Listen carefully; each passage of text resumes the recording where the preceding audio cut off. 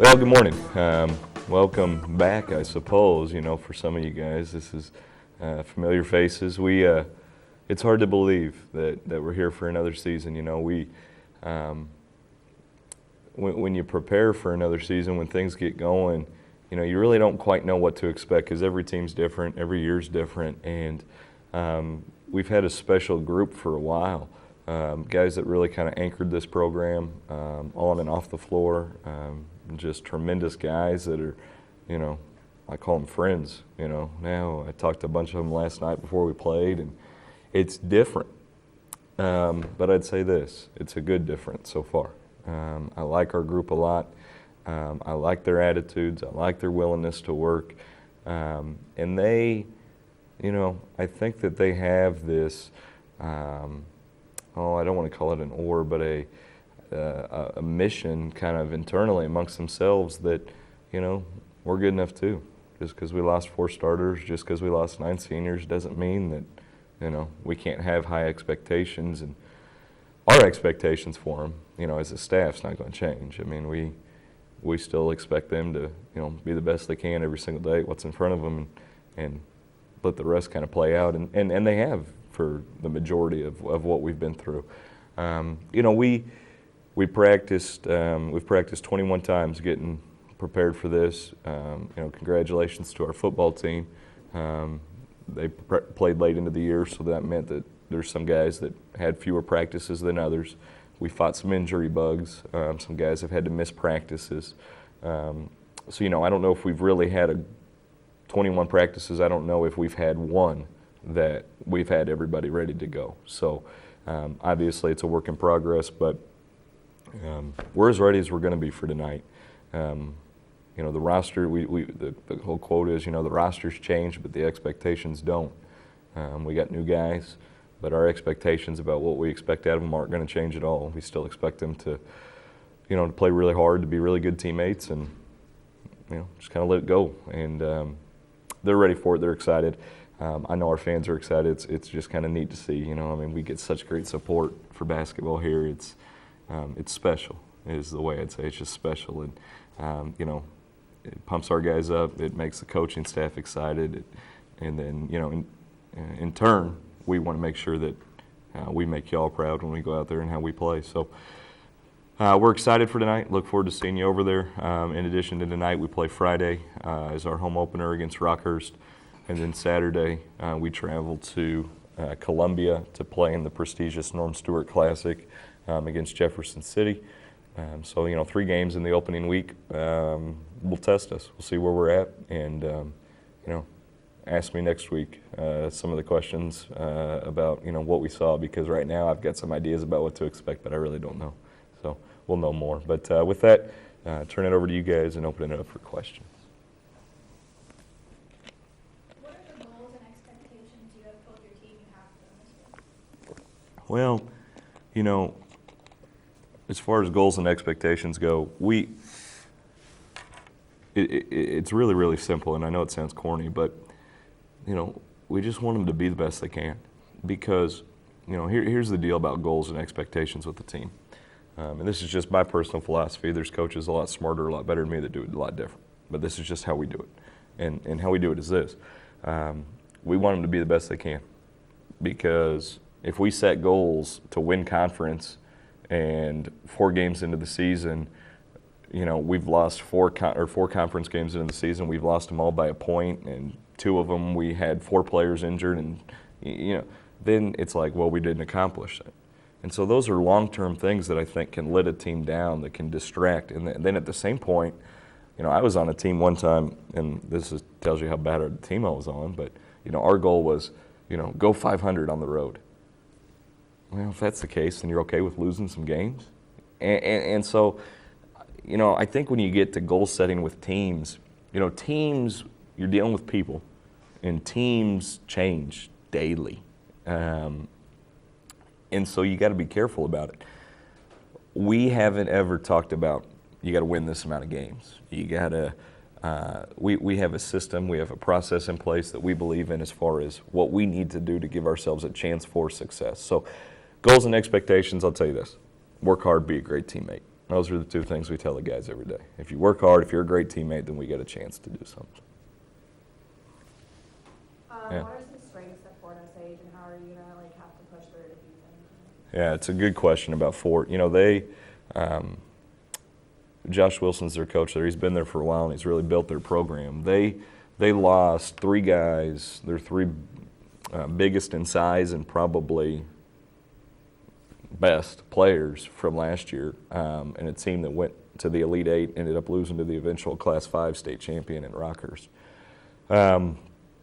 With that being said, though, they return a bunch of guards. And Penniman is a really quick guard. He was good for them in the playoffs last year. Really quick off the dribble, something that we've struggled with. We got to make sure that we do a better job guarding him. Brian Starr, number 2, good athlete as well. Missed some time for them last year, so I think he's going to be really excited to get back in the flow.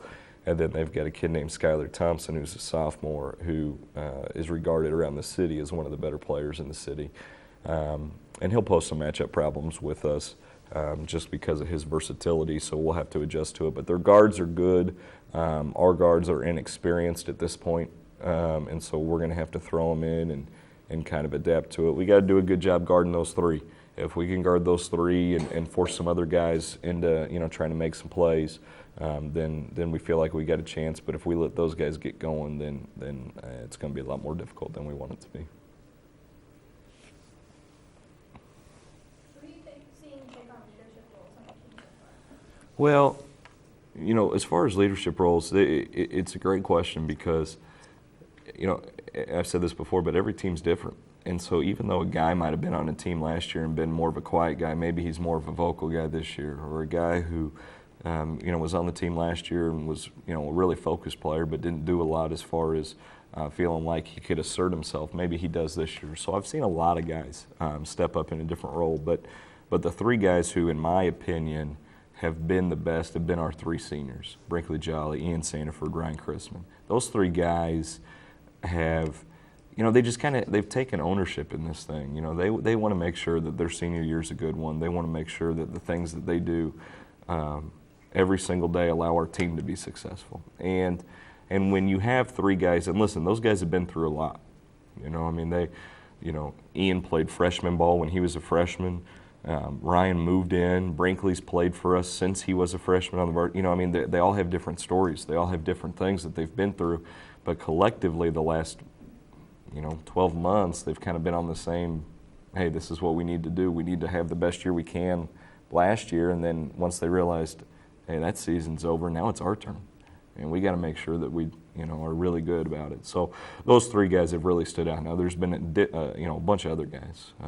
Cale Hansen, Brian Sharp come to mind, and then a couple other guys have surprised me, and I hope that they can consistently do it. But those 3 seniors I've been proud of, and now we'll see. It's all been kind of a joke, but it's all been like butterflies and popsicles. Like everything's great. Everybody's all happy. We haven't played games. We haven't lost. We aren't worried about playing time and all that stuff. So we'll see once we get some adversity. But I think those 3 guys have been good for us. Have you had any injuries that have affected you this year? Yeah, we've had plenty of injuries. It's crazy. I don't know what we do, but I do. We're probably just beat them up a little bit too much. But do you agree? Yeah, maybe. We try to prepare in a way where our practices are as hard or harder than our games. So then the guys have the confidence when they get in there to the games. But with that, there's a speed of game adjustment some guys have to go through, and then there's just a conditioning aspect that they got to make sure they're up on, and then there's just the freak injury stuff that happens. So, we have had the injury bug. We will be minus 1 tonight at the varsity level, and hopefully can get him back pretty quick. And then a couple other guys in our rotation aren't 100%. 2 guys off the top of my head are probably at 75, 80%. Hopefully they can build that up as the year goes on. But yeah, we're started behind the 8 ball. Now keep this in mind. Last year, we had 9 guys. We had more guys in the training room at one practice than we had on the floor. We had 10 guys in the training room, 8 guys on the practice floor last year during practice. So, you know, we've been through this before, unfortunately, so we have a point of reference. But I hope that we can just, you know, our trainers, Jeff and Jared, are terrific, and they've helped these guys a lot.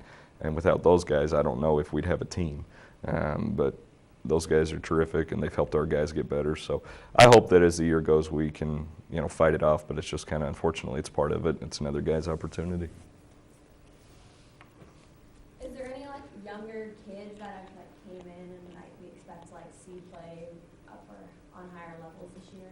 Yeah, good question, Kelly. Yeah, there are some guys, some young kids that have come in. What I would say about your question though is, we feel really good about really from our 8th grade program on up. We've got depth, we've got good players, we've got players that in the past maybe, you know, kids that are on our freshman team this year maybe in the past have been moved up to JV varsity, but this year we've kept on the freshman team because, you know, our upperclassmen are better and deeper in numbers. As far as in the varsity rotation tonight, I don't think you would see anybody that you're too unfamiliar with if you followed us. But that's always as the season goes on, stuff evolves so much. And so I don't know what it'll look like in 2 weeks or 3 weeks, but to start, the guys that have kind of gone through it, they know exactly what to expect. And we need to let those other guys who haven't gone through it kind of adjust a little bit because, you know, listen, this thing's a lot of fun. And, you know, a lot of people play basketball and everything, but, you know, the varsity level's just a little different, and you got to kind of get used to it. And for some guys, I want them to get used to it in practice with us so that in a game they're more confident. I don't want to put a guy out there and have him lose his confidence or embarrass himself. Even though if talent might be there, we need to make sure the other stuff's taken care of. Right. Talk about any changes in the offense. Mm-hmm. Yeah, you know, offensively, it's funny. We've got some players that we've got some guys that return, and obviously we played a system that's allowed us to win some games. But you know, I think we're going to play a little bit faster. I think we're going to be able to get the ball up and down a little bit more. I think we're going to be able to spread the floor with the guys we put out there. So I don't know, the changes that I've seen in practice are we're playing faster. Now come game time, I'll see if we can carry it over. Now if I reference back to this summer, we played faster. You know, probably shot some more threes, and you know, it's served us okay. So you know, offensively, yeah, we might play a little faster and a little different, but big picture, when the game's on the line, it probably won't be too different than how we've played. But with that being said, I mean, you know, if we're really good defensively, if we're a really good rebounding team, which are the two things we hang our hat on, you know, those are the two things we'll always hang our hat on. So we could play about 5 or 6 different offenses in a game and still be okay as long as we're really good defensively and really good rebounding-wise. You know, thank you all for coming in, for your interest in our program, for asking your questions. We're excited. We're ready to go. Our guys are, you know, guys feel that responsibility. They feel the responsibility to each other. They feel the responsibility to their coaches. And I bet you if you ask them, they feel the responsibility to the school and to their classmates. And they want to make you proud. There's an enormous sense of pride that our guys have had over the past couple of years, and I know these guys want it to continue, and we'll certainly work tirelessly to do that. So thank you all for coming in, and look forward to talking to you guys next week. Thanks.